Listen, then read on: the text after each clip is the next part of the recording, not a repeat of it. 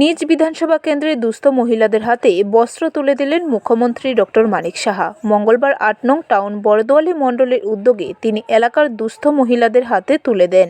তারপর তিনি সংবাদ মাধ্যমের মুখোমুখি হয়ে বলেন, দুর্গাপূজা উপলক্ষে মায়েদের হাতে নতুন বস্ত্র তুলে দেওয়া ইচ্ছে ছিল, যাতে সকলে মিলে পুজোর দিনগুলি আনন্দে কাটানো যায়। কারণ বর্তমান সরকার এবং শাসক দলের নীতি হলো মানুষের সুখে দুঃখে পাশে থাকার। সে নীতিতে তিনি বিশ্বাসী এবং এই আনন্দের সময় এলাকার মহিলাদের হাতে নতুন বস্ত্র তুলে দিয়ে হাসি ফোটাতে পারলে আত্মতৃপ্তি পাওয়া যায় বলে জানান মুখ্যমন্ত্রী। আমি আগেও বলেছি, এটা আমাদের একটা ক্ষুদ্র প্রয়াস।